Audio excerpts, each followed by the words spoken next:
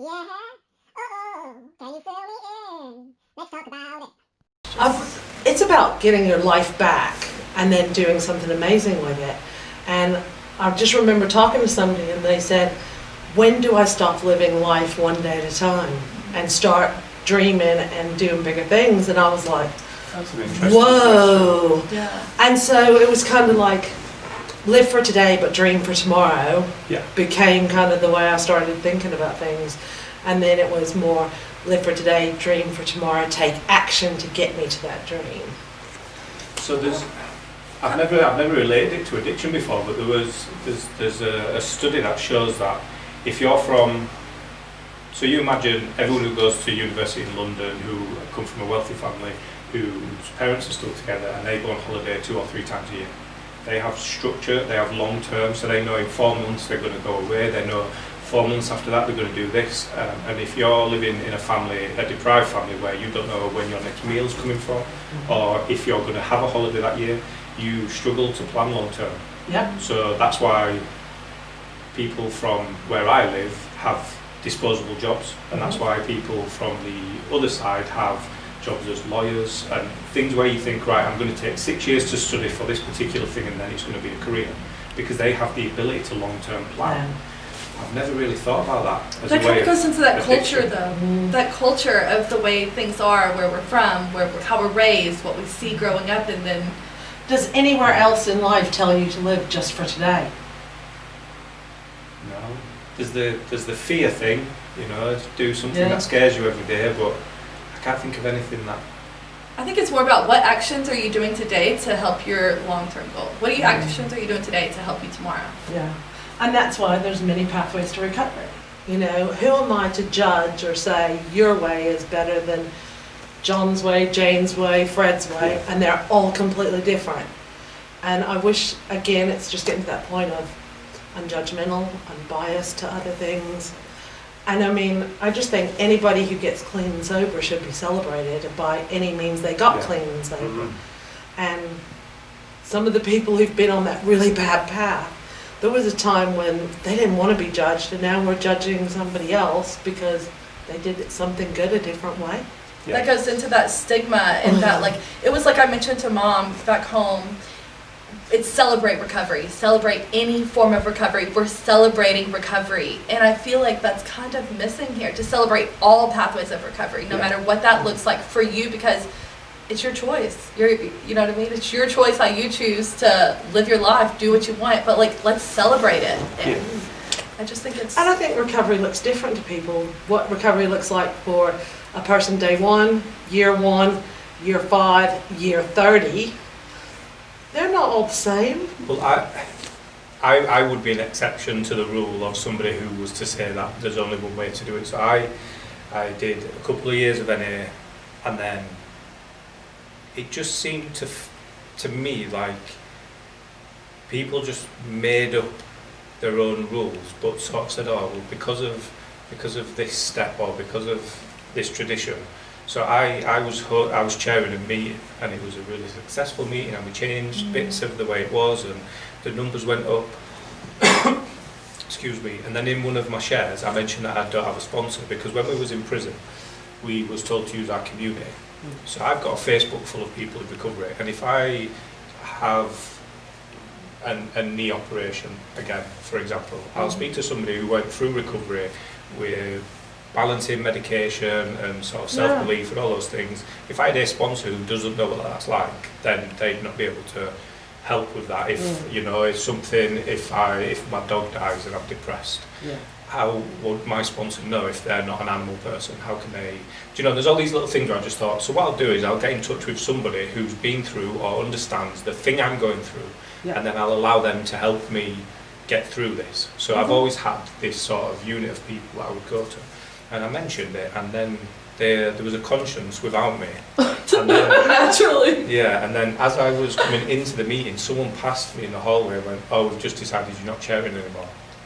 And I was just like, good one. And then the next person's face told me that that's exactly what happened. Yeah.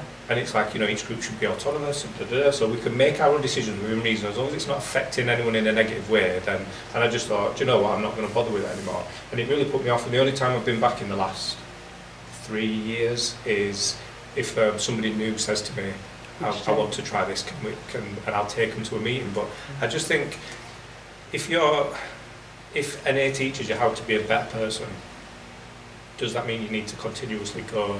If you surround yourself by other people who think the same as you and who act the same as you, then that's my meeting, you know. That's it. And that's like, there you are talking about like being stigmatized or judged in NA. And it's like, here we are supposed to be open-minded and willing, and we're supposed to be kind and loving and supportive of anybody, yet that happens. And that's what I mentioned the other day. I said, like, we've been talking about how language matters. What we say, like, words do have so much power. And there you are, and I said, I felt, you know, degraded in NA because I didn't have a certain position. I felt degraded at work because, you know, that sense of I'm not good enough or whatever. Yet here we are talking about recovery, and people in recovery are treating us this way. Like, I just think it's so important to think about, like, yeah, language matters. I'll and never forget something you said to me. It might have been about a year ago. You said, instead of saying, hi, my name's Phil, I'm an addict, it's, I'm Phil and I'm in long-term recovery. Yes, Yeah. like, And it's a completely different way of, because the word addict, for somebody who doesn't know anything about it, has such a negative sort of connection to it. yes. And if you say I'm in long-term recovery, it's more of an achievement.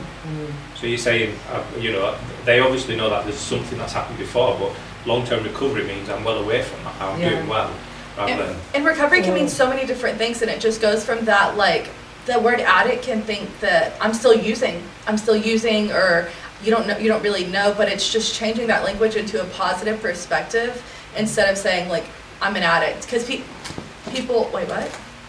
Oh, people always think that, like, that stigma. Did you know, and I was reading, 25% of people choose not to get help in their recovery due to fear of being stigmatized. Well, it's kind of like, too, how many parents just, that feeling to have to say, my child is an addict, you know?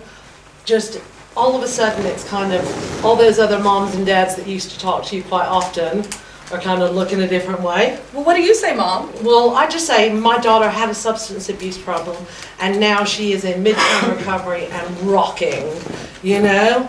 It's like, it's a different, I was talking to somebody the other day and they said, well, what do you do? And I said, so if my neighbor's hanging out there washing, what's that conversation over the line? It's not, oh my God, my daughter almost died and lost her life to drugs. It's, we've got a family that is in recovery and it is amazing. What are the benefits of recovery? We've got 4 generations under one roof. We take care of each other, you know? And that's a conversation that needs to happen instead of, but that terminology you referred to about I am in long-term recovery, that's that faces and voices of recovery. Our stories have power. And we have to put a face on recovery in this world as much as we put a face on addiction. And that's a face on the recovery of the individuals, their families, their grandparents, their kids, because we all know addiction doesn't affect one person. Yeah. It affects everyone.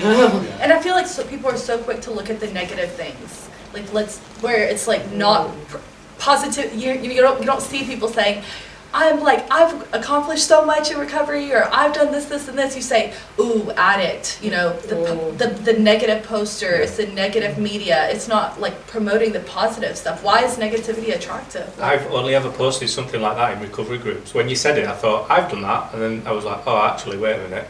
I've only done it as a way to show that you can achieve things in recovery. Because I mean, I've been really lucky. I've had a lot of opportunities, but I've took them, and I've used my addict mentality to make sure that I hit 100% into anything that I do. Yeah. So I have been really lucky, but anyone can create opportunity.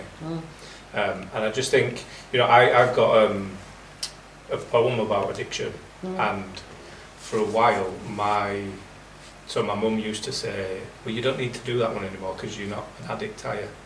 And it was sort of, it was just sort of that understanding of you don't stop becoming an addict, you stop using the thing and that you're addicted to. And become a person in recovery, how amazing. Yeah, exactly. So it was tough, and I think there was an element of shame there, but it's like anything. So I went to prison, and when I came home, there was a lot of shame around prison until I started working, until I started doing life experience, until I started helping people who were in prison change their life.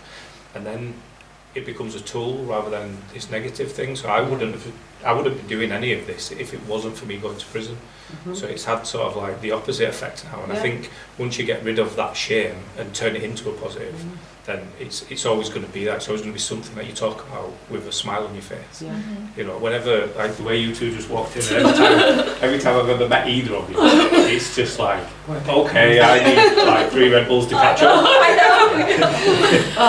But I think it goes into that, like, you know, the vulnerability, like that being vulnerable, like that being courage, that courageousness, and that perspective of changing the way we look at things instead of saying, oh, I've been to prison, or like, wow, like look at how far I've come since then. Look at what I've accomplished, A, B, C, D, you know, like boom. And it's like that's nice, you know, that's like attractive. That's like, whoa, dude, way to go. I mean, it's like some people have said to me, oh my God, you must be crazy. How do you have your mom, your daughter, your grandson, and you and your husband all living together? And I'm like, look, it works for us, you know, and who are you to judge? We have a lovely little boy in our house who's happy, safe, feels secure, and so loved. We have a Nana, and my husband joked, he was like, this is not bad having your mother-in-law live with you. He's like, dude, we've got... only man to ever say that. No, he's like, dude, we have a dish fairy, a laundry fairy, a hoovering fairy. Her office is in the laundry room. Like, that's her office. You know, that's what she's got assigned as executive office for the laundry room. That's Nana's. You know, but everybody's just kind of found their niche, and everybody feels like they have a purpose in that house. I get called the cray cray one by everybody. Definitely. This is recording. Oh Lord. Okay. Phil says reset. Can you fill me in? Oh gosh. So start over. We never actually started. We was already just having a conversation, and I thought, do you know what? I'm just going to let it run. We'll just keep going. And then I've looked down just to make sure, and the audio wasn't recording. Okay. So we will still have the audio on the cameras, so there's a chance we could potentially use them. It might just sound a bit rubbish at the beginning. Oh well. So I apologise for that. That's all right. So do you think that you would still have the same... If you was in America and so if you never moved to England and you all lived in the same house, in the same recovery as what you all are now, in the same place you are now, but just you never moved to England, do you think you'd still have that?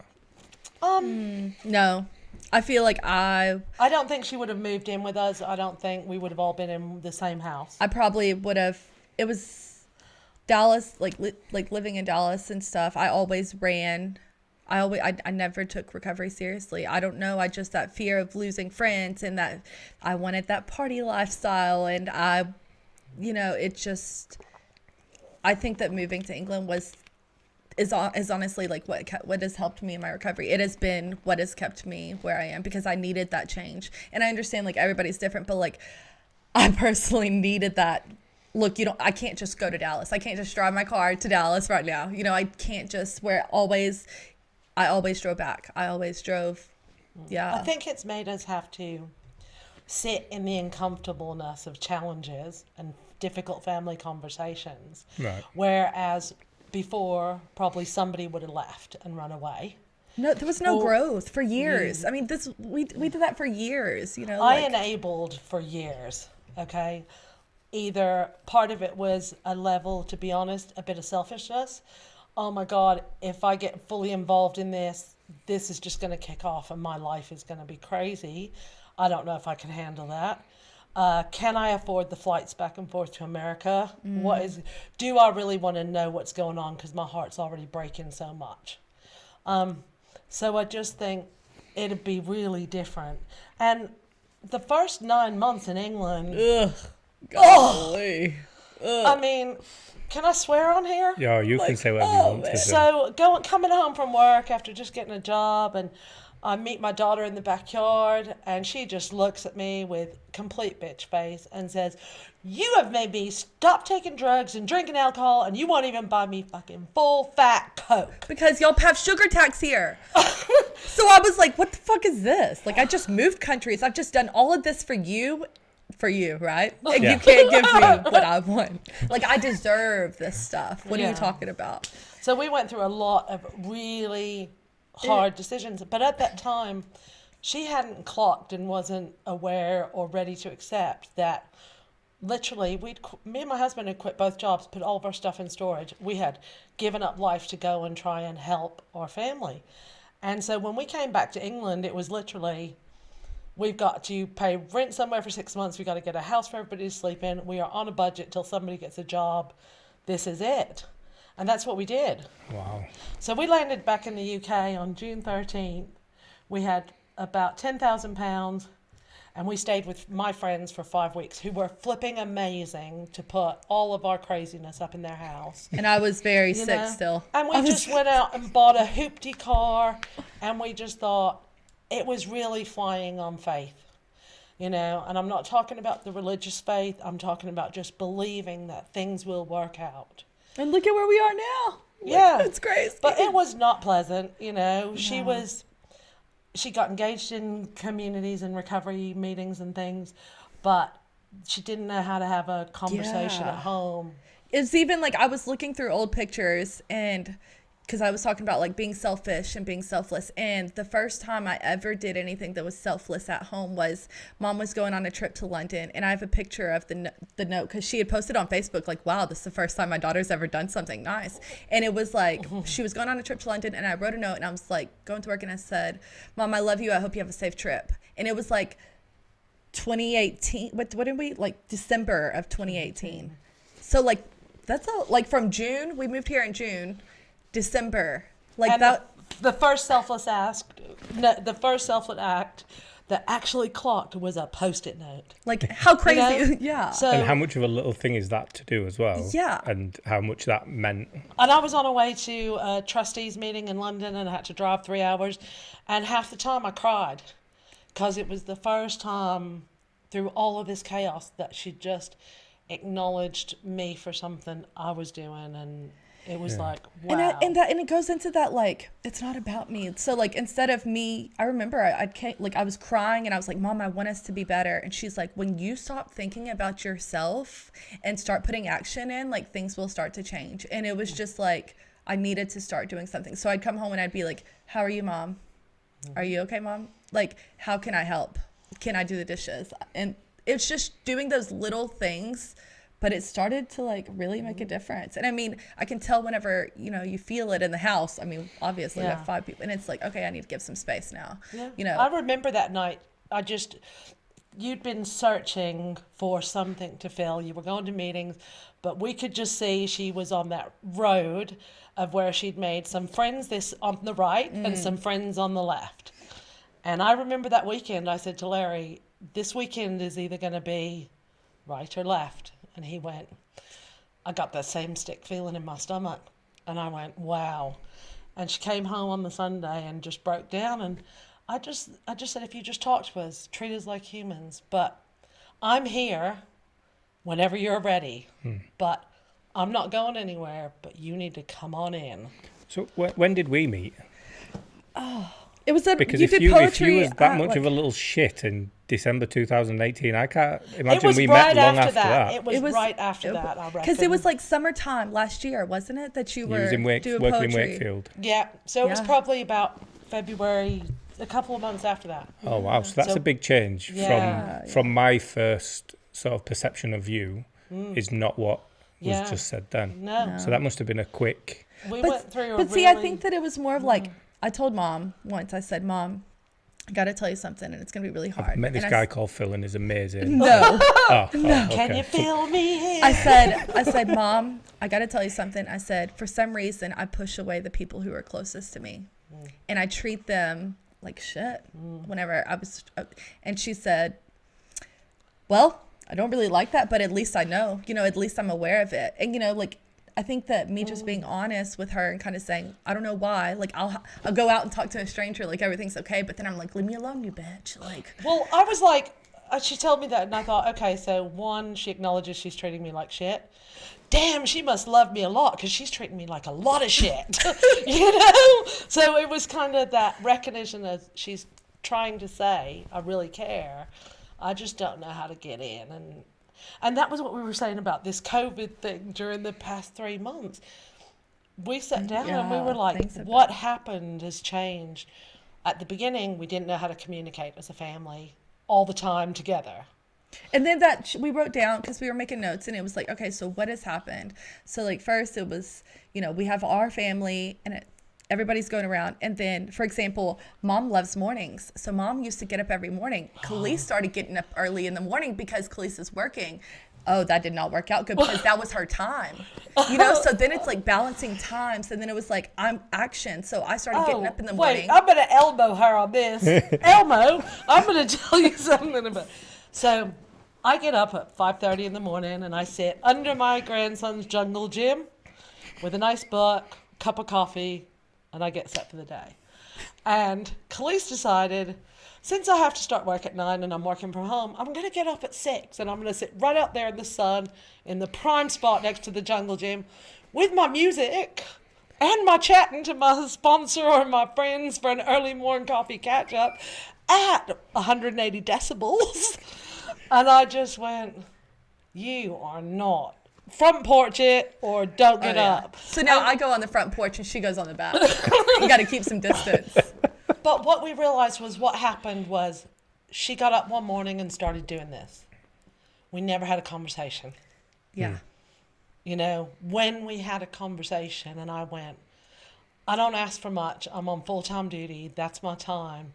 It is so important to me in order to keep my family together and be nice and try to have some sanity during this time. But she didn't realize how important that time was to her until I invaded that space. Yeah. It wasn't, it was so just... you did her a favour by... Yeah. Phil. She is always doing me favours I don't want. But she didn't. Yeah. And I think it's just that kind of like, it was like the other day I said, Mom, I need to get back on a routine because I do better. And I said, but you like to get up in the morning, so how are we going to do this? But that's a lot better conversation than just rocking up and down. Yeah. So I think, and even like with my elderly mom in the house, we cooked lunch the other day. Oh, so and nice. we've all just been, I guess everybody's just kind of gone to their rooms, gone to find space just to get some separation sometimes. So I haven't been the domestic goddess and doing the family dinners. But to my mom, I realized the other day, that's really important to her. Yeah, like we had a family dinner yesterday, because we've been busy. I mean, I've been working from home. We've been busy with our stuff. So then we had dinner and I was just like, this is nice. It's like, be present. We're all sitting at the table. Like no phones. No phones. How's your week going? Parker, Larry. And it was just like, oh, this is nice. But I think it just changes that perspective of what's important now. Family and like having honest conversations, being vulnerable, talking about our feelings. Yeah. It's just, it does really changed. But communication was the key to surviving COVID too. What was your job before you moved here? So, just because it seems like now you've got this sort of real understanding about people and behaviour and addiction and is that something you did? So I qualified as a licensed chemical dependency counselor in Texas like 20 years ago. With everything in America and insurance billing and all that crazy stuff in hospitals, not for me at a point. So I worked in hotel management, general managers, and student experience at universities, and I just think I used all those counseling and coaching skills, probably more in a hotel and student accommodation than I even did. And then when everything happened with Calliesee and I just kind of had to reset life, I went to America to help out, and I just thought, the one thing I have learned by going to Naranon, that sister group to NA that they have in America and isn't really big here for families, was while I was trying to give her options so she could help herself, I needed to be taking care of me and doing something to invest in myself. And somebody invited me to a recovery coaching thing, and I was like, I went, and when I left, I was like, oh my gosh, this is made for me. Mm-hmm. People of recovery, families, taking people who are seen to have just not have potential or too far gone to get back or no hope that they can achieve their dreams. I just went, I'm in, sign me up. So trying to rescue her, and I'm going off to get trained as a recovery coach in Texas by the Texas Department of Health.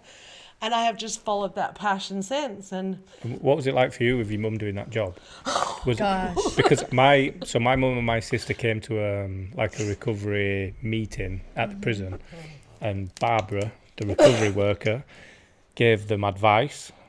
So my sister's always like, Barbara said you have to be honest with me, so I'm going to ask you these questions. And I'm just like, it absolutely does my head in. It's actually really funny because I'm all like, I went through this phase where I'm like, don't try to counsel me. I'm not one of your patients. I'm not one of your patients. Don't pull that stuff on me.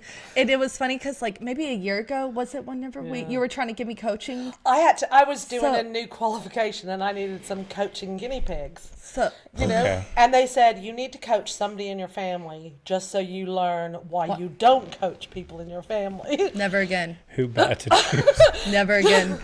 She would give me assignments and I'm like, what is this? Like, what do you even mean? And then I'd be like, you don't understand what I'm trying to put on the paper. It was just very complicated because, and I wouldn't have spoke to a normal coach that way. But since it's my mom, I just trample.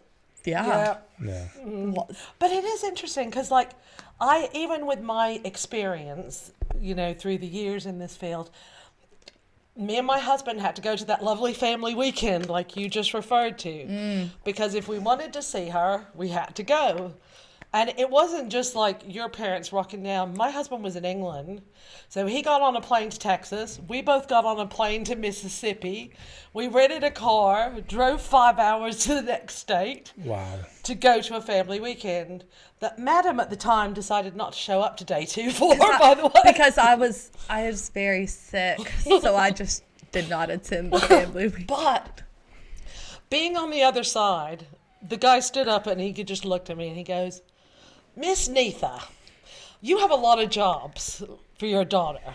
I'd like you to explain the application process for me. He said, so she needed a driver, a financial assistant, a guarantor. She needed a financial advisor. She needed a transportation specialist. When did you apply for these jobs? What's your remuneration? You know, and I was like, and I just sat there and, you know, it's different. I can wear a recovery coach shirt. I can wear a support to families. I can wear a trainer shirt. But when you put that shirt on as I'm the mama of somebody with a substance abuse problem, all that rest goes out the side. And so I just sat there shrinking in this chair going, chauffeur, bail bondsman. I actually just said that. Just the flipping list. I actually just said that though, Mom.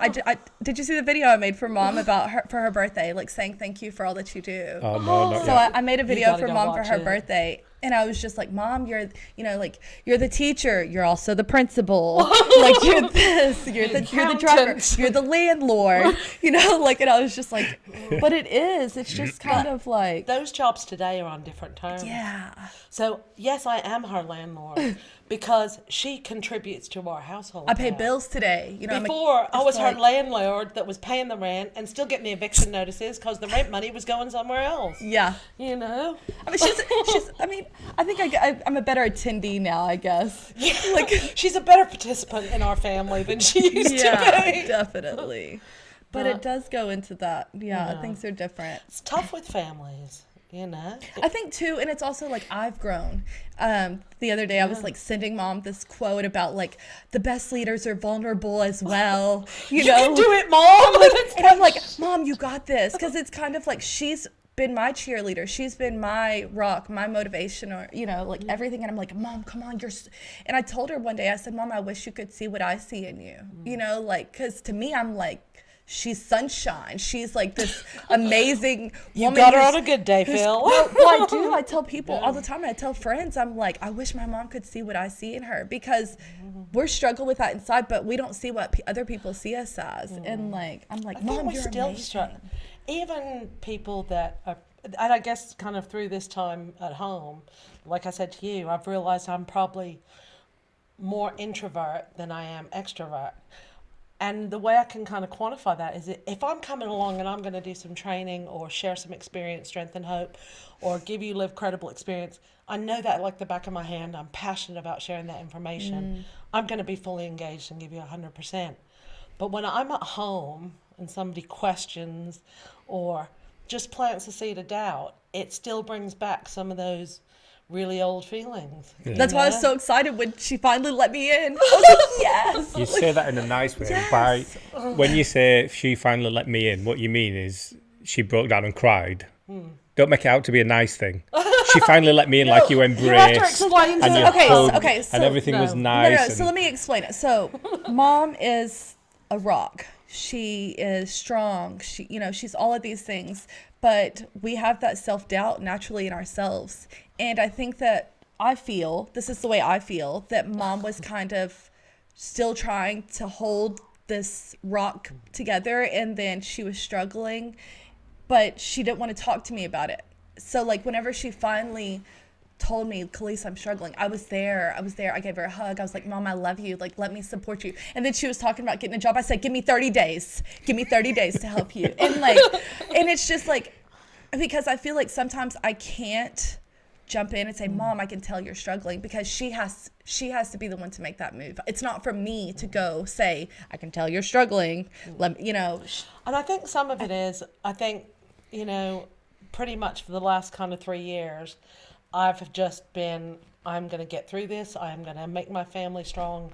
I'm going to do all I can to give my daughter the best chance at a life. Because life is very different today from the phone ringing at 2 o'clock in the morning and me thinking I'm going to have a panic attack and my daughter's dead or something, to if the phone rings at 2 o'clock in the morning, it's probably a wrong number. Yeah. And that's a big change.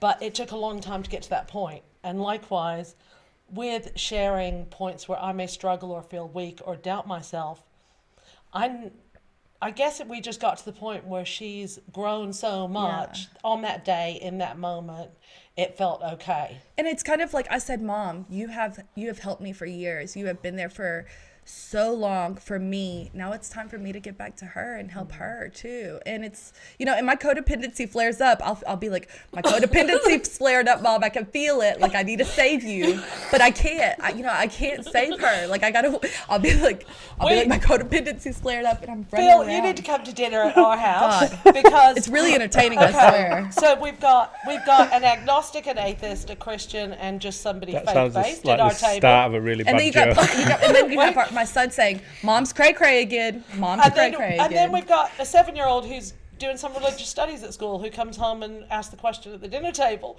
And so then we start talking about recovery. And it's even to the point that we have such a healthy relationship with recovery that it is okay for anybody in our family to say, Calliesee, I think you need to go to a meeting online. Oh, Parker says it. My son will be like, Mom, you're acting a little cray-cray. I think you need to go to one of those meetings, Like, and I'm like, oh, Yeah. okay. But it's good. And I mean, and I think it's like, we have like, at our family, when we're talking, we talk about our feelings and stuff. And it was like, I was telling Mom, I was like, I think it's so important because so many people think that you're supposed to hide the way you feel. We're not supposed to show people that it hurts sometimes, or we're emotional, or we can get sad, or things are uncomfortable. Things have been uncomfortable, but uncomfortability is where we grow. Look at, we are in a completely different place than where we were 3 months ago. It was still very raw, very tiptoes, very that corner kind of. And now we're like, it's okay. But we grow through uncomfortability. And I think the past few months has actually helped us, I say, merge more as a family, because at first it was a have to, because you're all there squished in together. But then it became more about, actually, this person's good for this person's good at that. Yeah, we start to see people's strengths, like who, And then I think it's kind of like that balance of, like last night, Mom and Larry have been sticking a note on the back door and they lock it. So they're like, it says date night in progress in the backyard. So they have a date night and me and Parker have a date night. And it's just kind of like separating, but still having time together and just. We're not prepared to go anywhere yet and sit and deal with what's going on in the world right now. But we just say, we're going to the garage. Yeah. And we'll just sit and have a chat and talk about life, whether it be the news, family, life, whatever's going on. Yeah, it was even like today, she was like, gosh, if you would have said a year ago, like, you're going to be at home for 6 months, I would have been like, get the fuck out of here. I'm staying home with y'all. Like, oh, I can imagine that conversation. Calliesee, I think there's something going to happen. We're all going to have to stay at home.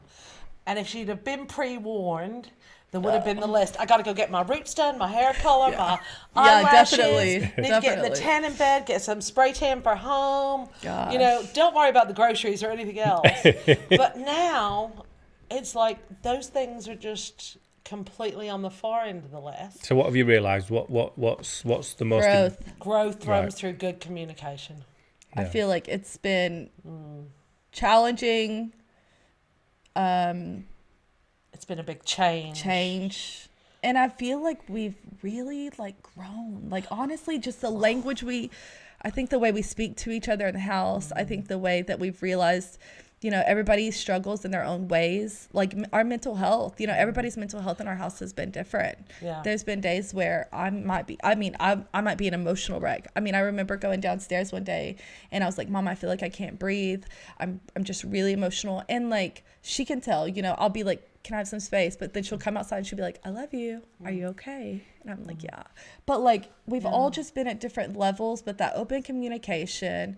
And I think that sense of like, we're enough as we are. I think like we are. What's going on in the world in the whole bigger context, in the middle of being at home, has really made me become more self-aware and community-aware.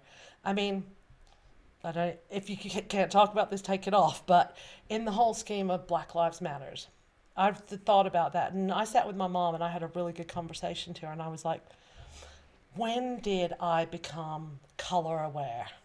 You know? And I could remember the day.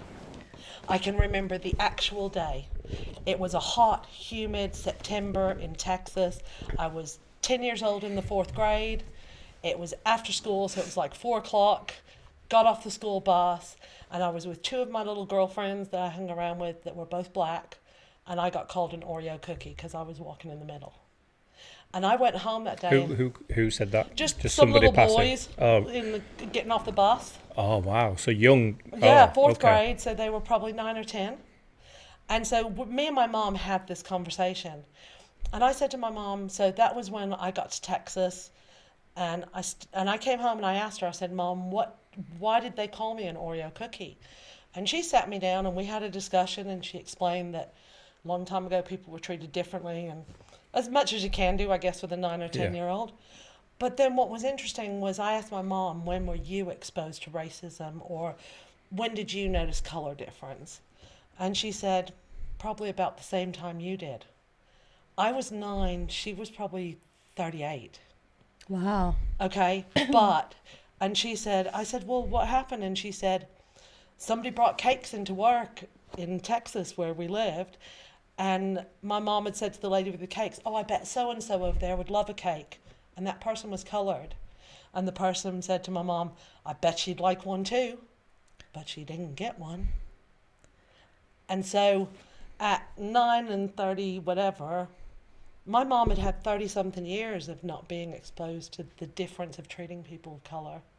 Yeah. And so so things like that have happened in our house. Like conversations, like, you know, about Deep conversations about. Mom asked me, you know, Calliesee, like, what do you, and I was just, my best friend who I've been best friends with since what, 2nd grade, 3rd grade? Since we're like 6. Yeah, my best friend, she's colored. I talk to her all the time, and I just never thought about it. Like, and then my mom says, well, I was raised in a very small town in Texas, very redneck. If Lufkin was small, where she was smaller. And it was just kind of like, I remember my dad being like, you better not bring that nigger boy home. And I was like, whoa, why does it matter? Like, but it's just kind of like. How old were you when you said that? 13 maybe. Right. But like, I'd had that best friend for so long, and they didn't care about her because she was a friend. But if it came to me talking to a man of color, he was not going to allow that. Right. And it was just, and then I was speaking to a friend the other day, and he said he got spit on, and he's a colored man. And I was just like, Is this in America? No, this was in, where is he? Amsterdam. And we're just friends. And I was just like, wow, that hurts. Like, I couldn't imagine something happening to my best friend because of the color. And then we had a conversation with Parker. Yeah. We had a conversation with my son about it. He's 7, you know, and we talked about it. What do you think? And How did you explain it though? The blue, the green. Well, I just said, do you have friends that are different colors at school? And he said, oh yeah, you know. And I said, and how do you feel?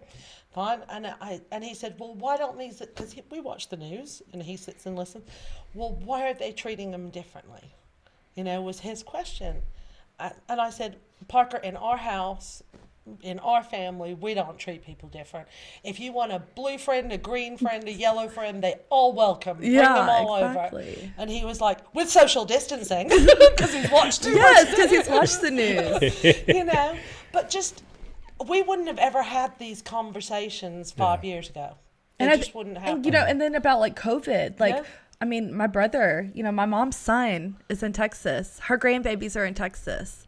They are spiking. You know, and like, when are we going to get to go fly home and see my brother and his wife and my sister? I've spoken to them more on the phone in COVID than I ever did before. My sister is, you know, like 19, 20, you know, we built a relationship over COVID. My brother, like, and I don't know whenever we're going to get to see them again. But it's made us really value what's important. I mean, if I get to fly and choose to fly when the time's right, we're going to love that hug. Oh my gosh, that hug is going to feel so good. I'm going to get to meet one of my grandbabies for the first time. Yeah, we haven't even met. But my choice is family's more important. So I won't be going on a holiday to Dubai. I'll be going to hug some babies and hug some family. Yeah. And eat some tacos. Yes. So I think that is kind of like, we've just realized, like, it was like I told Mom, I said, Mom, I'm not saying I'm the perfect homeschool teacher or the perfect parent or anything, but I don't think I want to, like, leave my son all the time or leave the house. Like, I don't. It's definitely changed. So the stuff you're doing now, can you do that from home? Can you continue to? Yeah. Oh, yeah. I think it's about balance. I think, you know. I think I'm always striving for balance. I haven't figured that one out yet. No, but I think if you're going to do something, I think there's so much value in what I have learned is there is so much value in seeing somebody real in life again, like seeing you today, just having a little hug because we know we've all been safe and whatever. And to lose that permanently in my life would not be good. And I also know that when I do the stuff I do for work, my passion just flows. I want to get up and dance with those folks. I want to educate them. I want them to walk away feeling better than they ever did before. If I can do that in small groups, in a safe environment, and spread that, I'm quite happy to. But this virtual thing has been kind of interesting. I think it's opened up a door, you know, like, it's like my sponsor is back home in Texas, and I've attended so many meetings with my sponsor where, like, I wouldn't have been able to do that. I've been attending meetings with friends back home that I wouldn't have been able to do that. Like, it's like connected us, you know? Yeah. Like, Well, this training that Calliesee and I just did, I've been trying to get on this training for 2.5 years, but they never run it in the UK. It's always in America, and it was never at a date that was convenient around my daughter's addiction at the time. You know, she couldn't act out at the same time I could go do some training. Yeah. But one of the blessings of this time in COVID was they made us available to do it online. Yeah. So we've spent 60 flipping hours in virtual rooms for, you know, but that's been kind of nice too. I told Mom, I said, Mom, I kind of like doing this course with you because obviously we were both in separate rooms and on our computers, but we'd have a break and we'd run down and we'd go, you know, and then have like a 10-minute catch. Oh, what did you think about that? And it was just kind of nice learning together and hearing our different views and what we liked. And that brought up a lot of conversation as well around, you know, culture, stigma, like just so many different things. And it was interesting conversations that came out of that as well. Like, it is interesting to think about what our new normal will be like in the sense of virtual. I mean, IRL in real life. Who thought I'd be using that at 50 years old? You know, it's like I thought that was only ever going to be a gaming technology term, and now all of a sudden it's a real lifetime for everybody. I think it's just opened opportunities. I'm going to have a positive outlook on it. I'm going to seize the opportunity. I'm going to say, this is what we've got. Let's make the best of it. I think it's become too much for some people, the constant Zoom meetings. But when things calm down, it would be nice to have that balance of, if you're not having to do it all day, every day, we'll appreciate it more. And like you say, I hope that they do keep the online NA meetings, because even things like, I don't know, anxiety, if you don't want to leave the house, you don't go to a meeting. There's never been online meetings before that I've known about. You either go to a meeting or you don't. Well, that's kind of like at the beginning. Oh my God, I was always on meetings. I was like, I'm doing a meeting at this time, on this place, this where. And then it was kind of a phase. You know, like I probably have gone through phases through COVID. Like at the beginning, I'd like organized everything, made everything all clean, you know, finally all those things. And then it was like Zoom meetings. And then it was kind of like whoa, like I started doing more activities that I liked. Like I said, painting and like reading and just kind of like learning. I've done courses online. And then, I mean, I have been working from home, but even like my job, like I've seen people, people I work with get in recovery during COVID and they're staying clean. And it's possible. Like it just goes to show, like, it doesn't matter what's going on. Like, you're capable, you're worthy, like you can. So just being supportive. It'll be an interesting time. I think the next few years and see, or the next year or so, and see what happens. And can you incorporate that into your work? Yeah. Oh yeah.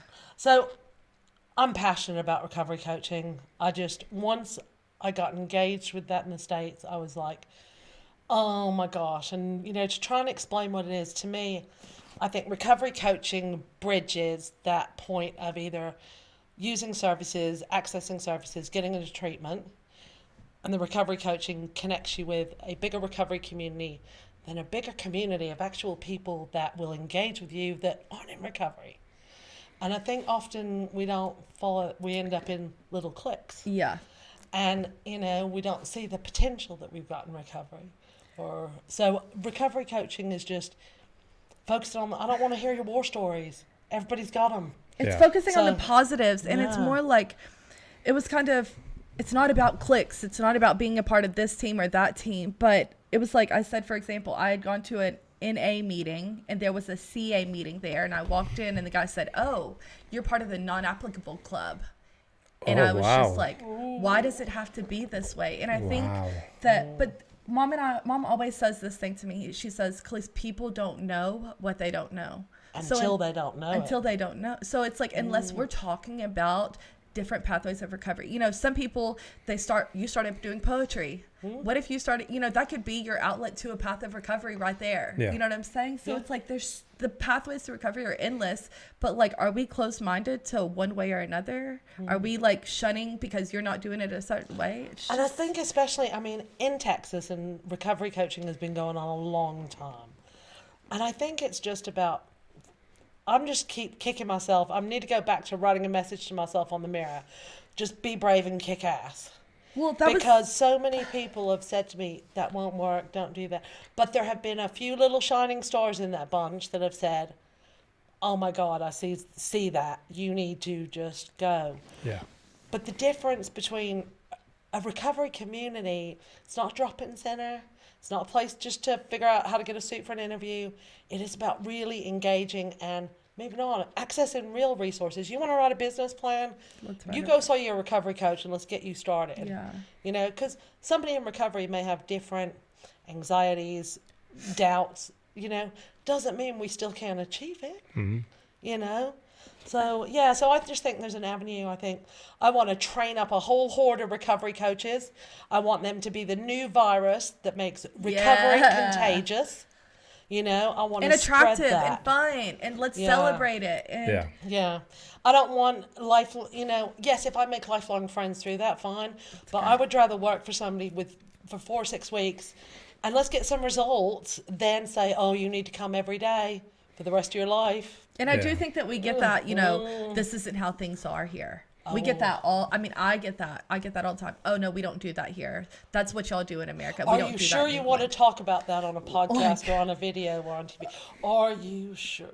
And is that because it might be something you might regret later in life, or is it just that people will be interested in them particular topics? I think that people are kind of closed-minded. I think some of it is, are you sure you want to put yourself out there? Because like your great-grandchildren could hear this, have you thought about it? Being vulnerable. And then I think there's also some of it as, this is the way we've done it. We're not American. It'll never work here. And I just say, that's okay. I'm British. I was born here too. I like to say I'm a dual citizen, so I have a passport. So she's legally British too. We're just, And I just think it's about, I honestly believe that education and supporting people will be the key, and coaching's about facing forward and movement. Let's just get on. Why don't we need to do that? Recovery coaching is somebody who'll be your cheerleader, your advocate, your resource broker. They will call you on your bullshit, but they are going to love you and be your ally through it all.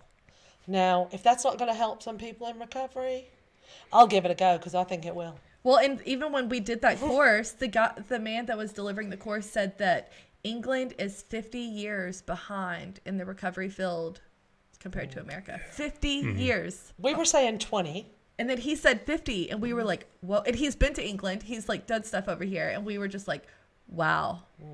Wow. So if what you do becomes, say, national, how much will you catch us up to the USA? Well, how long do I have to live? I think it's about committing to the long term. You know, I think it's about if we can educate people and train them to put a face on recovery, so that more people start talking about recovery instead of addiction and substance misuse. Changing the language. And it's about not only those individuals affected by it, but it's about educating and having the people that are family members, friends, you know, that work in the field, that are passionate about it, vocalizing the benefits of recovery versus the pain of substance misuse. Yeah. And in that process, it's about, I mean, I did a lot of research, and I read about a thing, and it was about the psychological groups of 7. Have you ever done it? By Seth Godin. He does a thing about the power of 7. You are the middle of the top 7 people you associate yourself with. And I have, like, if you think about it really quick. Do you see yourself in the middle of the top 7 people you Well, obviously, I'll see myself higher than. Oh, Lord. Obviously. Well, then you need to find some more okay. people You gotta elevate your to circle. So I stretch. need to find 3 people better than me. Yeah, and elevate your circle. So see, like, for example, I kind of like to evaluate since I've heard that. So a couple months ago, I thought about it, and I was like, ooh, you know, if I'm hanging out with somebody who's very drama or chaos, or this person stealing stuff, or this person don't bring that shit to my house. No, I'm just saying. But like for now, if I have somebody who supports me, challenges me, maybe somebody who's spiritual or involved in this, then I'm learning, I'm growing, and I'm like, so it's just changing that. And I think with recovery coaching, you get a group of 7 people together, and there's power in that because there's enough people there that you'll get different opinions. There's not enough people there that somebody can hide and not participate. Yeah. If you have to vote, there's going to be a decision. Yep. And so when I've worked with coaching groups of 7, they tend to get quite a lot of momentum. And some really good conversations come up. You know, I mean, I've worked with some people who were talking about starting their own businesses. Well, 6 of them ended up actually kind of getting at least a 1-page little business plan together and starting to talk about it. That, without that push and pull of that little group. So I just think there's room for recovery coaching on an individual basis in this country, recovery coaching in groups, just educating, coaching families and allies to come on, let's step up and share these stories and give people hope. Yeah. So what does that look like? So let's say you train up 7 recovery coaches. Where do they go from there? Do they then go and apply for jobs, or do they start their own? Well, whatever they want to. Recovery coaching now, you're starting to see it advertised in the UK in different places. I think they're just skills that you could use to sit along any job. If somebody is a sponsor in a 12-step fellowship and they kind of go, oh, but I just want to be a bit more than a sponsor because I've got some really good, credible life experience that doesn't apply to this, but applies to the rest of life, then maybe come along and get trained to be a recovery coach. You know, it might just be something you choose to use in your daily conversations. You may be the CEO of a company, and you know you might have some people that have some issues. Why don't you get trained as a recovery coach to have some really good positive conversations instead of going, you're on disciplinary, you're fired, I don't know how to deal with this. Yeah.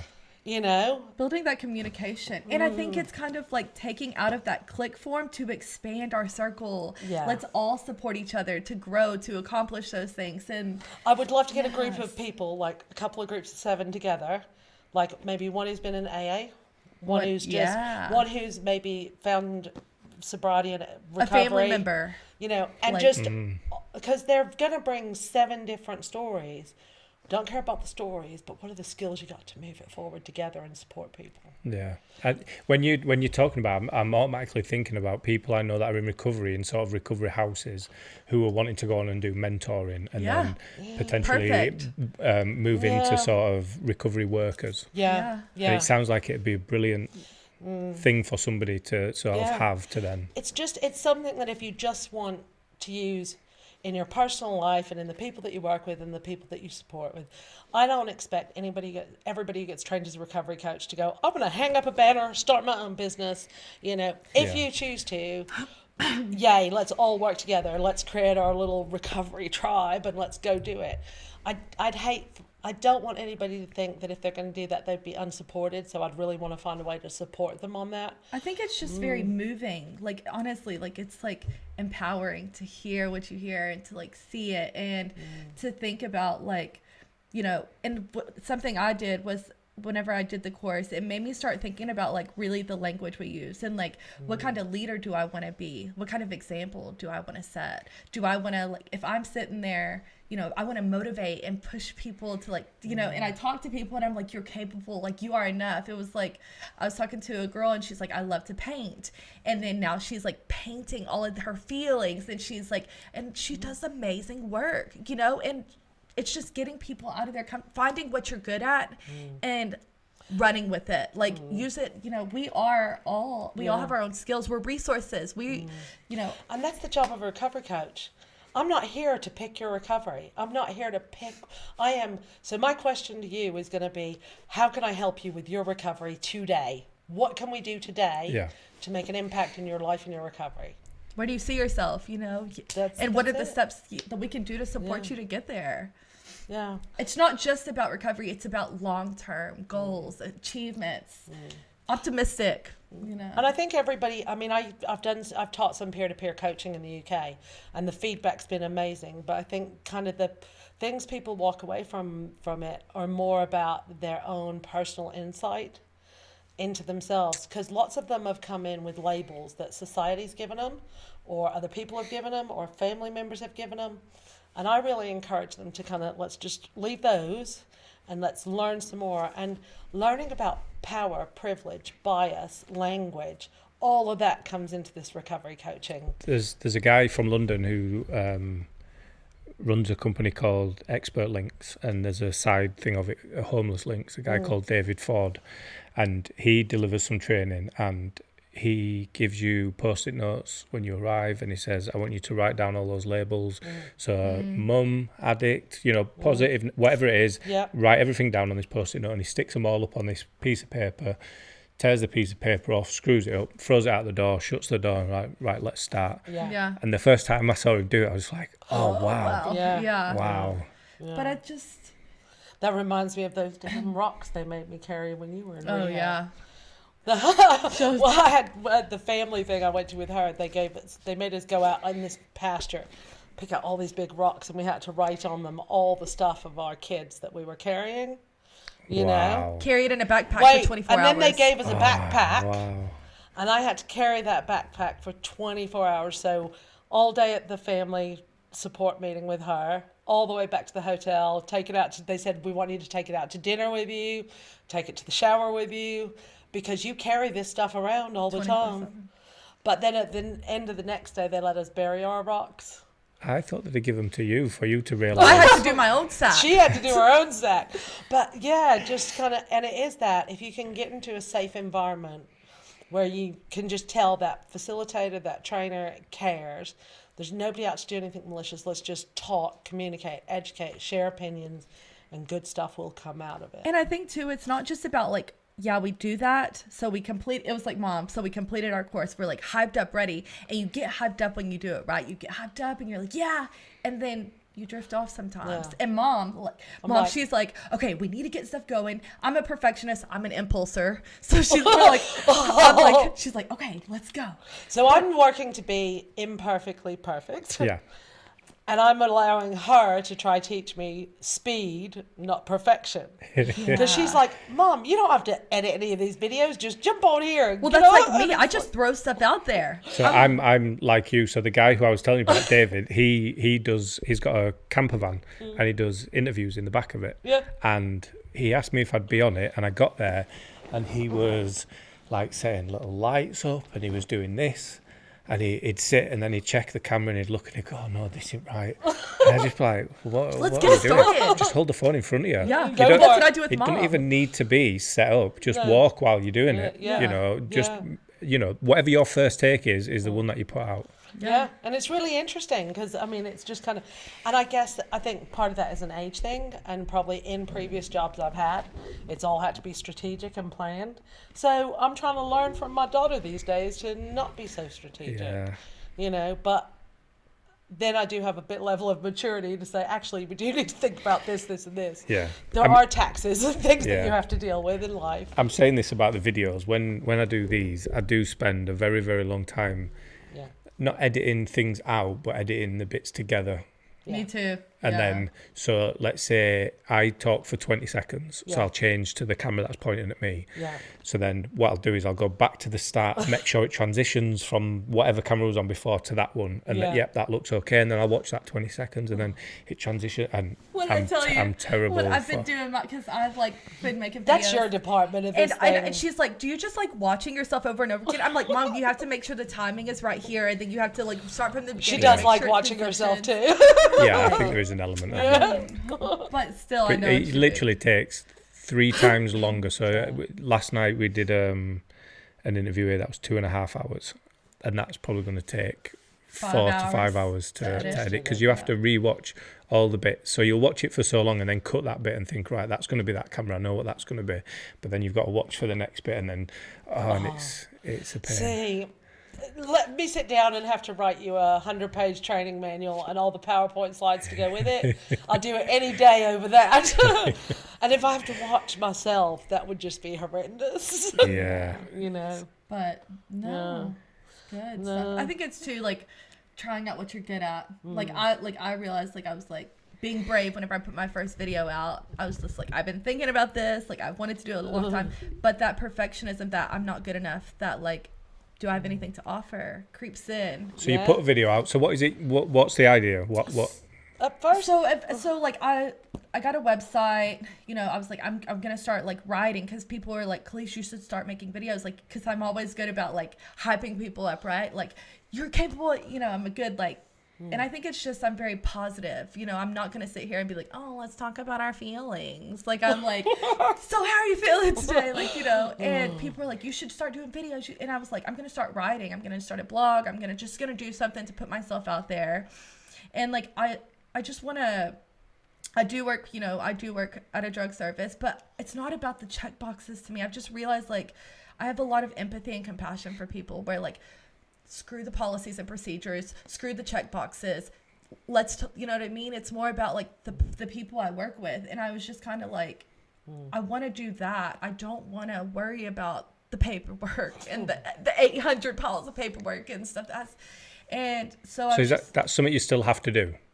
But then you're doing this other thing as something that's fun, something that you will enjoy more. So I do work full time. I just want to focus more on like where I see myself, like long term. And my long term goal is not checking check boxes, you know. Yeah, it's really interesting. It's kind of so all of this kind of came up in the past 3 or 4 weeks, and I was like, right, here's an opportunity for me to get this qualification. That means I can actually deliver it here. And it was like, I really need a co-facilitator to do this. Ding, ding, right. ding. Thanks. So I was like, right, Calliesee, are you up for this? Can we do this together? Can we treat each other nicely? And I've been telling her to get me on, but it's kind of like too, Mom and I are really close. We have our relationship has been through rocks and through. That's why I asked you earlier if you ever fall out, because I've only ever seen you like this. Yeah, but I think we've learned how to fight in a healthier way, if that makes sense, or argue in a healthier way. I mean, I think we kind of too. We can speak, and we know when to. Stop. Enough is enough. Okay, we'll have this conversation later. Or it's okay to accept and say, Calliesee, that's fine. That's your opinion. It's not mine. Let's just rock on. Something I always do is like, if I'm trying to get her to get my point, I'll be like, no, but you don't understand. And I explain the same thing over and over again. Like, no, but you don't understand. Okay, so this went on for 40 minutes one day. She's like, Mom, you just don't, let me tell you again. This, you know, I'm listening to her then on the phone with somebody else, and she's telling this person is not doing what she wants them to do on the end of the phone. The minutes need to go like this, da da da. No, you're not hearing me, she's saying. And I'm like, just because you say we're not hearing you doesn't mean we're flipping not hearing you, because believe me, we've heard you. And then my husband pipes in and says, heard you 10 times, don't need to hear it again, decision's not changed, you know? But, you know, so it's finding our feet, and I guess this is the next chapter in that journey. I think it's too, You like know? Mom said the other day, she says, this is the first time I've ever seen that we will actually be, because I'm picking up my game. I'm actually doing shit now. I'm not talking about stuff. I've put some action in. And something she said is, I can see that. Yeah. And the difference now is she's open to some guidance at some times about some topics. Actually, I think I'm pretty good about asking for help now. And I think that I'm more open-minded and willing. And She probably asked for help too much, and that's still me learning to step back And to is that say, just a reassurance thing, like just to make sure you're it's doing my it right? confidence. It's yeah, my confidence. or it's just, you know, or it's just lazy. Could you just sort that out for me and pay that? No, my job now as your mama is to help you become a better adult. On my video I made, I said, she's always like, did you Google it? Did you Google it? You know, she asked me, well, where do I find that? And I'm like, no. Whereas before, 5 years ago, it was just easier to do it all myself. Yeah. And how do you feel so you've put videos out of people said good things about them. How does that make you feel? Good. I mean, yeah, it does make me feel good. I get uncomfortable. I'm still scared to do it. Scary. When people say scary. positive things to me, like if I'm on stage performing and then when I come off stage, if people come and talk to me, I feel really uncomfortable and I can't do compliments. And it's such a weird thing, because why would you write something in the sense to perform? So it's not for me because I'm performing it. Yeah. If I wrote it and kept it in a book at home, that's for me. So I'm performing these things, and when people want to say nice things after, I have a stock. I appreciate that. Change the subject, and I'll just start talking about something else. How do you get over that though, Phil? So because It's I'm been 3 probably years, so behind. I'll I'm probably behind you. Yeah. You know, I have spoken at many closed events and different types of things, How do you feel? but I just get scared. I guess, yeah. I'm scared. So the fact, if Calliesee came up to me with the iPhone going, Mom, talk about something, you know, I'm just kind of going, I guess it's that self-doubt still, you know, and I'm just thinking, I did it in the car today, though, by the way. I was like, okay, my mom's going to start being in my videos. And she Like, just and she's like, zaps me with it. whoa. Like, Yeah, I think that's the way to do it, because if you know that you're going to do something you don't want to do in an hour, all you're going to do for an hour is Just worry them. Will Smith, Yeah. he did a video about fear, and he was talking about being out with his friends, and they was all drinking, and one of his friends suggests doing a skydive. Yeah. And then a week goes by and he's not really thought about it, and then they message and say, don't forget this is tomorrow. And then he spends 24 hours absolutely panicking. He's laid in bed, one of the safest places he can be, absolutely full of fear about something that's not even happening until the day after. And I just, for me, I don't think I feel nervous anymore. So I've got to a point where if I'm going to forget my words, it's going to be because my head is focusing on other things. yeah, I do that. There's nothing I can do to make myself remember my words other than some advice I got. If I'm on the bike on my way to an event, recite everything I'm about to do on the bike on the way there, and then don't think about it again. I know they're in my head. I've done them within an hour of performing. That's going to be fine, because otherwise I'll sit and I'll be trying to go through the words in my head while other people are performing. So it's ignorant to them because I'm not focusing on what they're saying. But also, if somebody interrupts me, I've then lost where I was, and then I'll panic and think, oh shit, I'm gonna do that when I have to perform. It's like that nachos example that. Yeah, you so know, like she what said, was it? you know, so for example, this was on one of my videos, like our perception is not reality. Our perception is based on our lived experience. And, you know, I might think, oh my gosh, this is going to be really crazy. It's scary. I'm going to fail. And so we think of that as like this huge plate of nachos. We got like queso, we got chili, we got jalapenos, we got all the goods, right? And it's like, that's our problem that we're perceiving is going to happen. But then whenever reality happens, it's like the size of a jalapeno seed.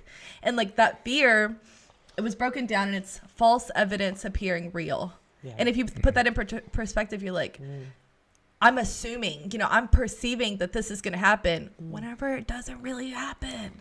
But what causes that? Fear is So- based on our perspective of what's or going to happen. I think some of it is on previous experience. Well, that's Because, perception. well, remember when I So, told for example, Elmo. No, hold on, I'm trying to explain this. So, Bill's never had an interview like this. I I want you said- to come back every month. I said, Okay, it's a deal. We're hired.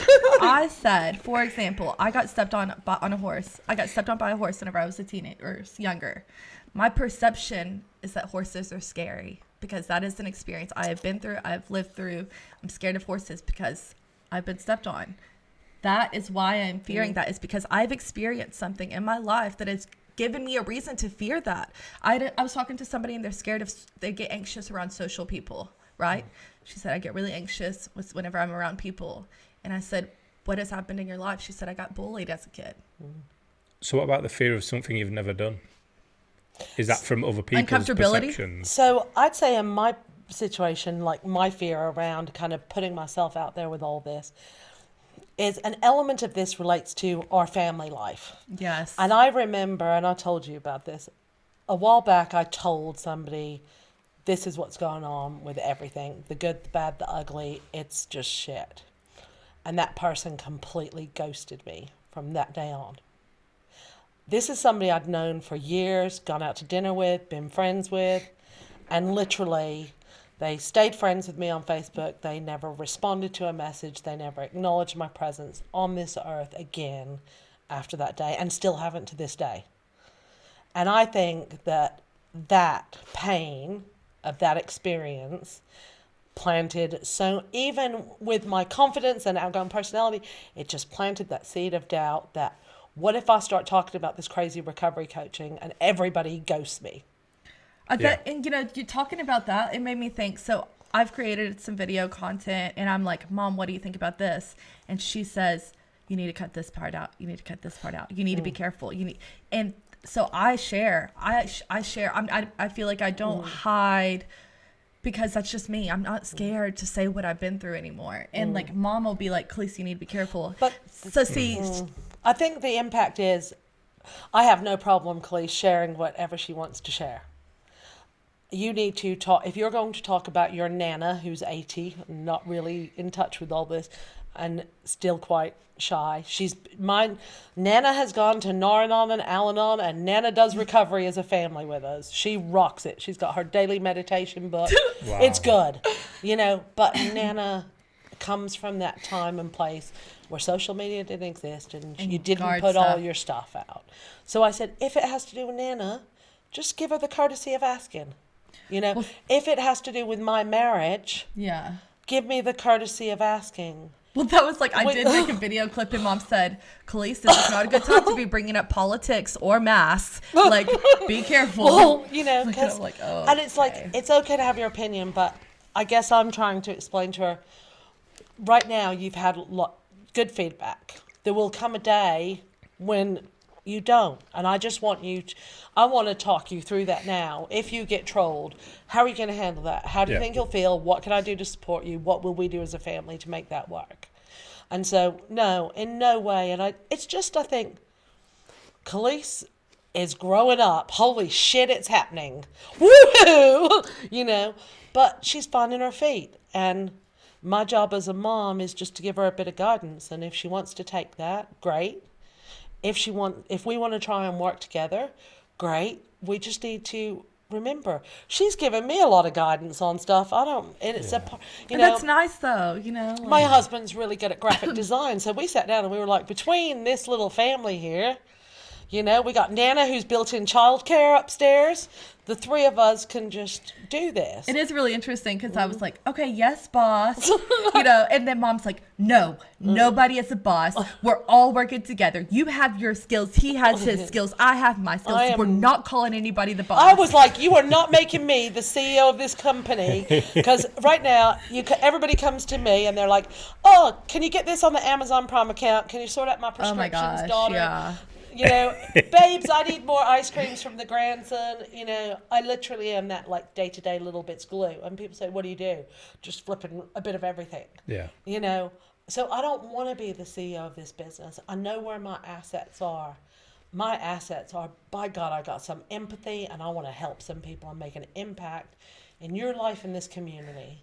You know, I do not want to be coming up with a flipping flow chart of everything we're doing. So I went logical husband, graphic designer, and Mr. Yeah. Spreadsheet. Get your butt in this meeting. You know? Yeah. I can tell you what I want to do, but you need to put it in a chart for me. There's the 12-week lead-in time. What needs to happen each week? Go away, come back to me. He says, you're being the boss. I said, only this one time. I'm delegating effectively to get the job done. It has been interesting. But, yeah. Because like before when I'm an impulser, so I'd like do something and throw it up, and now it's like, do you like this post? Do you like these words I've used? Oh, she's like, Mom, we need to do this. I'm like, we have a great big whiteboard. Oh, we do. We have a And whiteboard it has now. all the kind of ideas and where it links in. But I'm like, right now we have a focus for the next 4 weeks. Don't even talk to me about that one. Put it on the whiteboard. You know, it's parked. I'm acknowledging it. It's less than ideal. She's She's the organizer. The like, You know. okay, Calliesee, no, you're drifting off again. You're drifting. Reel it back in. Reel it back in. Like, Yeah, that's my job. I think that Fishing works well reel together and though, because like I say, I'm like you, where I've just have an idea and then I'm gonna do it. yeah. You know, when I started the company, I worked 2 jobs for 4 years because I couldn't get funding. So the only way I could do this thing I wanted to do is to overwork to be able to fund it myself. And then when I got funding last year to leave those 2 jobs, I was just like, ooh, what can I do now? So then it was, I want to do live theatre, we want to do more school stuff, and we just started creating all these projects and getting extra funding and doing all these things. And it was amazing, and it was worth doing the 4 years because we built a name for the work we deliver. We didn't have to change the work we do to fit a funding bid. No.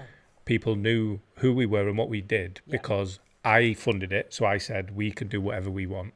And it really sort of, like, I'm the same. I never try to mask what I say. And my fear is more about not calling someone up on something. So I've done a lot of work around Black Lives Matter, and I'm constantly having conversations on Facebook with people about why their language is wrong, why their language can be offensive, why their language should be an issue for them. Why can they not see that what they're saying is wrong? And it's like, if I'm doing an interview, like if you would have said something opposite to what you said earlier, and I don't say, hang on a second, I don't agree with what you've said there, then I'll get shit from other people saying you're quick enough to call it out on Facebook. Why are you not doing it now? And that's my only fear. I'm not bothered about anything I say. Like, I'm editing the video from yesterday, and I was talking about, I met a girl who I'd never met before, but she put a post on a Facebook group saying, does anybody fancy a ride somewhere on this day? So I said, oh yeah, I'll come. And then when I realised it was just us 2, I felt uncomfortable. And I used the example of, if I'm walking behind someone on a path, a female, I want her to know that I'm not going to do anything to her. But how do you do that? You don't want to, I'm not going to do anything to you, because then you look Hey, by the like way, a I'm just crazy walking person. back here. Yeah, Like, so you either slow down or you cross over. And it was that same. So she came to meet me. There was another guy there, which we didn't know because he didn't message to say he was going to be there. He just met at the place. But she would have met me, and it would have just been us 2. And then I'd have said, oh, we'll go to Squires, follow me. So I could have led her anywhere. But the fact that we're both on a motorbike group was enough for her to trust that I wouldn't do that. And it was that sort of how... my mom wouldn't have trusted you. She would have been like, no, you're not going. But this is it. And in any other circumstance, you would. If it was on an Xbox page, if it was on... Maybe a poetry page would be different, but I was just trying to associate with different groups that I'm a part of, and would that trust still be there? And I described it as, you know, when you're walking behind the path, like, I'm not going to rape you. And then I thought, oh, I just said the R word. And like, is that going to make people feel uncomfortable? But I said it in a jokey way, so now I'm making fun of. Yeah. And it's that. It is it's really... And now I've just done it twice. That's all right. You haven't offended us. No. But it's how to have some of these really difficult conversations. But they need to be talked about. It's just been a lot. It's been a lot this year. COVID. I've been speaking to language, some like- people who... I don't like to use conspiracy theorists because it makes them sound like crazy people. And the people I speak to say that the government create things like conspiracy theorists to make So if you have an opinion about something, Yeah. you're classed as this, and it makes you just so that people don't believe you. Whereas some of the stuff I've heard, you think, okay, that makes sense. Yeah. And I always say if someone's that passionate about something, I will give them all the time in the day Yeah. to sit and listen and have a conversation and try and understand what's made that person 100% believe that this thing isn't how it seems. And a lot of that's come out over the lockdown about why we're locked down, how we started, is it a cover-up for many, many other things? And then it's little things where they say this and they're like, wait for the next big news story, and then like Madeleine McCann again. And it's like, where's that come from? And there's like all these other things where it's just like, well, what's next? We were just saying the It's other day like that we COVID feel like has not disappeared. we like the Yeah. media is trying to cover up what's behind the scenes or something. I don't know. Well, but It's just- COVID hasn't disappeared, but the amount of coverage, information, education, awareness about it is decreasing. So I guess that means if you are a mature, responsible adult, you're going to go out and do some education about yourself. Because if my family's at risk, I want to do everything to protect them and keep them safe. Because I love them, all of them now. I love all of them now. You know. Thanks. New edition. Thanks. But it is just such. I think it's such a disruptive time. But in the middle of in the middle of disastrous confusion, despair, people rise, And that it and is. we will rise. You know, I was telling Mom the other day, like with work stuff, and they want me to go back in, and I just said, Mom, I was selfish for so long. Like today, I think about other people. And I had a friend post on Facebook and said, my mom just died because of COVID. And I said, I can't think about losing my family today. For me to go out and go to work. Yeah. Like that job is not going to replace a family member. She just doesn't want to have to do all the stuff I do. Well, you know what I told her is she said, Calliesee, you better remember this conversation. If something ever happens to me, you will stand up, you will pick up the pieces, and you will handle this. And I said, Mom, well, can you leave it your braids at least? Like, and I'm like, I can't handle this place. Like, geez, your husband, like everything. No. The thing that got me about people is the same people who donated millions and millions and millions to Sir Tom Yeah. are the same people that overbought toilet roll and left other people without. Yeah. And it's that, how can you be so supportive in one sense and then the complete Yeah. opposite and have complete disregard for everybody and sort of basic Yeah. needs? Yeah. We're just a weird It's- bunch, aren't we? Well, I struggle because I've got friends in America, and you know, I've got a friend who's an ICU doctor in the UK who basically he kept working. He got COVID. His wife got COVID. His kids got COVID. Luckily, they were a really healthy, on top of it family. They anticipated, because he'd been exposed, that they would get it, and they started really taking whatever precautions they could. You know, so I'm hearing this, and then I've got other people going, don't think it's real. And I'm just kind of going, you know, I've never been one of these. I refuse to unfriend people on Facebook because my same. belief is one day you could be the person that saves me, or I could be the person that saves you, or you might just need a friendly ear. But I have used that damn snooze button more in the past 3 months than I've ever used it before. Yeah. Because it's taking care of me. That's self-care, is controlling what I let in and what I get upset about and what I let go, you know? And they're all the lessons we've learned from. I think and like Too much scrolling is we're not allowed good. to have we're allowed to have a voice. It was like I said, work stuff, and Mom said, Calliesee, you have a right to choose what you expose yourself to. If I'm not comfortable doing this, and this because I don't want to lose somebody, then that's my choice. Like I think it goes back to like we have a right today to like make choices for ourselves, to do what we feel is comfortable. Like you were saying, you know, how many office buildings are still sitting empty? How many companies are saying, look, 10, 20%, 80% of our workforce has worked effectively from home. They're doing more because they're not commuting, you know? It just means instead of trying to save the old, let's embrace the new. Yes. Change is know? good for the soul. You know, Yeah. wow, could that be new garden spaces, parks to play in? Yeah. Could it be, you know, could there be more homeschooling where those kids get schooled at home, but they've got little social groups of other kids being homeschooled where they intermingle? The things that the child in our house that has learned over the past 3 months. He told me that Troy, who was it? What's the superhero that's Tron. No. Tron. No. No. Thor. Thor. Parker told me that Thor is God. Yeah. So, you you know, schooling's going great. But he's built, I mean, you know, he's helped my husband build a whole jungle gym from wood and rope and ninja handles from scratch. Wow. You know, we have planted gardens, we have flowers. Calliesee has painted murals on the wall, and he's been part of that. We've cooked. We've like, He has it's a just- tool bench now with real tools in the garage, and he builds. We made crystals. We've cracked rocks. Like we Yeah. just do stuff. Like and it's Made crystals and cracked rocks. Yes, we That got Is two things that you used to do. And now So- look how Think you've about it turned that that into a positive. Yeah. Well, whenever I Geostones. yeah, geodes and like crystals, and I got him. And Larry says, "Oh, somebody wants him to be a hippie, huh?" Oh, yeah. Yeah, he's got long hair and making crystals. Yeah, Right? things are great. Like, But, you know, maybe we do just need to kind of look outside of, it's kind of like when people said to me, recovery coaching will never work here. Actually, let's just look outside that little box. Let's see, could this help somebody? Yeah.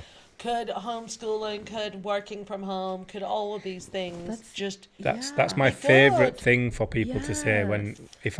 if I have an idea or if I decide I want to do something and someone says the first thing is, oh, that's similar to what so and so's doing, so I'll find out what they're doing, I'll make it different, and then they'll say it won't work because and then that's all the motivation I need to make sure that that is a success, and whatever it takes to make that success is what I'm going to do. When I started this, it was literally just I want to speak to some of my friends because like you two, you've got an amazing story about how you ended up in England, and I'd love you to come back and talk more Yeah, about something along those lines. Oh, absolutely. And I feel like things are wasted on me in the sense that I know your story, but not many people do. So when you Yeah. tell me what's happened, Yeah. nobody else gets to hear it. So why not record it? Why not let other people see the amazing things that have come from that terrible time that happened? And this is just you. There's so many other people I've spoke to that have these amazing things. So I was like, I'm just going to do this thing, and I'll just get some equipment, and then if I can get funding or whatever you like for something else, I can claim Yeah. money back, and we can use it for other stuff. We can get young people to do it, and it was just it's just a waste of money. It's an expensive hobby to have, and then that made me right, I'm going to make this my job. Yeah. And we've just got a funding bid for the next 6 months Wow. to focus solely on specific topics. So Yeah. I'll get to do this bit for me, and then there'll just be other people sat in that sofa that are there to talk about specific things that we've put in a funding bid. Well, you have just done your first whole successful chapter on recovery coaching by putting a face and a voice Oh, to people who are in recovery. yeah. I was going to tell you, we did one on, so I got 2 other people that are in recovery, and we spoke, and I said to them, I'm not going to tell you what to and what not to say, but it'd be good to focus more on the similarities in our behaviours and the things that we've been doing since. it'd be interesting to get a group and see what all comes out of that. Yeah. Honestly. Yeah. So we didn't talk about our past. No. It was more about what we're doing now. Yeah. But when you were saying earlier about not going through all the shit that you've been through, because everyone's got a story, I realised that when I uploaded it, it was about addiction, and that was what it was called rather than recovery. And we didn't talk about addiction, we spoke about recovery. There you go. And it's that but because I'm more like you, I'm just like, right, I've done the editing, I need to get it onto YouTube quick because Yeah. it takes 2 hours to upload, so I need to do this and I need to do this. And I know. I'm like, Mom, my video won't upload it. I'm supposed to be up today and this morning. So I edit it, save it from the app onto my computer, which takes ages, and then I have to upload it to YouTube. So what I do is upload it on private, send you the link. Yeah. You get to watch it first, and then let me know if it's. I say let me know if it's okay. We're There's no way I'm easy. going to re-edit it. No, but we're it just gives you an easy. opportunity to watch Yeah. it first, and then I put it public. Yeah. But it's just that feels like such a long process that I'm always rushing. I think there is definitely a level of that spontaneity that just, and I say yes, absolutely go for Yeah. it. There is also an element of if you want to have a productive, good business providing great service to people, you have to have a bit of strategy and planning. What strategy? So, welcome to my world. That sums up today with what strategy? Oh, shoot. There you go, Mom. Yeah. No, it's good though. We're embracing the suck. Yeah. There you go. You two are amazing. You're I'm really privileged to have some really sort of influential females in my life. I thought you were going to say crazy ones. Yeah. Crazy loud ones. You didn't let me finish. But no, you are. You always make me feel like I can do more. You can. You know, and you're like there's nothing I need to do, but you've motivated me to do something. I know. Do you know what I mean? That's what I don't Right. know why We're we doing have that it, effect Phil. on people. Yeah. Like literally, I don't people know. are like, you're just so like positive, and I think that's it. Like I'm just, I don't- it's why like it's just so I much. feel like I want to do something to upset you and then ring you while you're upset. Just I to tell you what, I'll call you next time she's upset with me. FaceTime me so I can And see you her can face while watch she's it. miserable. Oh, you could even record it to your phone and say, this was the other side of the podcast. We haven't really had a fight lately, though. No, I can't remember the last time we had like a knockout drag out. It's been a while, and that's been good. It's been a. I mean, a she has long been time. rolling her eyes at pretty much everything you've said. Well, that's you know. normal. Yeah. Like that's normal. She lot of rolls work. blood. yeah, Yeah. yeah. No, we it's good. just. Life has definitely changed for the better. Yeah. It's Even in the brilliant to middle of see. all the shit that's been going on in the Yeah. world. And I mean, yeah, I think it's just. I told Mom the other day. I said, Mom, I'm having a midlife crisis. At how old? I'll be 26. I said, I'm having a midlife crisis. And it's just kind of like, yeah, just things I thought, everything. Like, my life is just changing. And, you know, My life's look- changing. I don't have somebody with caterpillars on their eyes for eyelashes living with me anymore. Because I used to not be able to look anywhere else. I'd be hey, like, Mom. oh, these big caterpillars. I think, no, it's just, yeah. It was like I read something the other day and it was like, you know, we can sit and continue to go through things, or we can change our perspective and be willing to start taking steps into making those changes. And it's like, if I'm not happy with something, I have a choice today. I can choose to wallow in self-pity. Oh, pity me. Or I can choose to like stand up and say, I'm not happy. I can do something to change that. And I think I'm just having that like, I'm not happy. Something's got to change. Yeah. You know, And or I'm just- probably a bit yeah. of the opposite side of it, because I just believe that if I knuckle down my head and say, don't get distracted, Which we always get and distracted. focus, you know, and get on it, because where your energy goes is where you focus. So if I keep focusing on all the other bad shit that's going on around in the world, in life, whatever.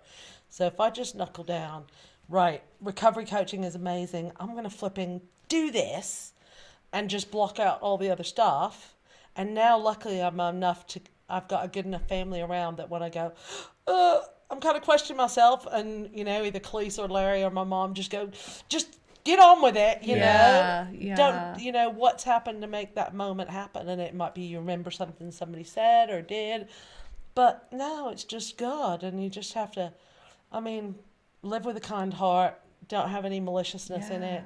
And just do the right thing. But every day, take a step forward. And somebody told me once that how big is a step that an ant takes? A little tiny ant. How big is that step? Yeah. But you cannot deny that he is making movement. There you go. So even if I take the smallest step each day, Yeah. it is movement, you know. And so that's what life is today. It's been hard. I told myself I am not in lockdown. I am in a cocoon, and when I kick my way out of this flipping cocoon, it's just going to be another beautiful transformation in the next thing. I'm glad you feel that way. I feel like I need a vacation. Like, Don't worry, I'm sure you can go to the joys of Skegness. gosh, yeah. Skegness for a weekend. She hasn't explored these I don't beautiful know what British holiday Skegness days. is. Oh, really? We'll go on the motorbike. Oh, I'll take you on the motorbike and show you Skegness. Skegness. Skegness. I'll have to Google that. Don't Google it. That's one of the things you don't Google. You'll ruin the surprise. Oh, okay. I really don't know. Nope, she has not had the joys of all these beautiful You'll British. never want to leave the UK again when you start visiting these places. You know, it is really interesting talking about the UK. I remember whenever maybe I just moved here and I said, Mom, whenever you talked about living on an island somewhere, this was not the island I signed up for. Oh, I did, yeah. I was like, Yeah. this is not the island I signed up for. And then winter came, and it is nothing like Texas winter. No. You know. But Yeah. yeah, We've survived. Kiddo, and I love you. thanks, Mom. Oh. I know. Well, I genuinely appreciate you coming. Like I say, I definitely want you to come back and talk about Cool. this if you're up for Yeah, that. yeah. Yeah, Because definitely. I think that would be good, because that'll sort of link in with the fact about you being allowed to go back to America Yeah, to yeah. do that certain work and stuff. Yeah. Where can we find the videos? So my videos are on Calliesee on Facebook, and then I'll be Do this with your hand. Calliesee. Yep, Calliesee. there. Yeah. And then we're starting a website. No, it's all set up, ready to We've- go. Yeah. recoverycoachacademy.co.uk. Do this with Yes. your hands. recoverycoachacademy.co.uk.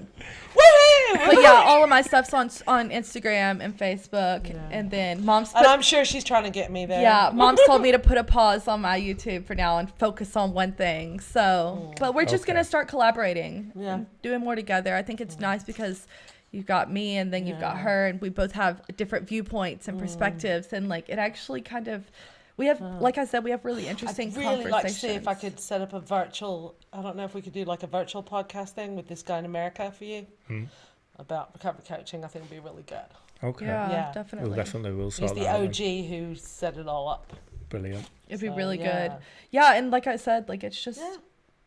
yeah, we just want to support people. I think it's just me and Mom. Yeah. Our hearts are just so big, and like Yeah. you know, and we see the potential. It was like I said, I see people come in and they're like scared and shy, and then you see them again, and then they like make a witty joke, and they might and you're like, yes, you are doing it, buddy. Yeah. I It's think nice. it's just It's yeah, nice to find joy in other people Yeah. and their and see the growth. successes. Yeah. For such a long time, Calliesee only saw successes how it affected her. And now today, she's joined that nice empathetic part of society that celebrates other people's successes. Yeah, I think Yeah. it's always like I use this line. I'm like, I love to thrive on seeing people rise to their maximum potential. Yeah. Like you see them, and then they just are killing it. Like I talk to people and I'm like, oh my god, you're doing amazing. Like I love this stuff. Like this gets me hyped up. But it's just you can't. I think anyone watching this will see you that. can't put that into words. No. I can't. It's. I mean, I say to Calliesee and to my husband, I said it's a bit like a flower. You're either living and blooming, or you're dying. There's no in between there. Yeah. So sit on your pity pot for a little while, then let's get this moving. Yeah. And I just think I believe everybody has so much potential in them, provided they've got the right people and the right tools around them. Yeah.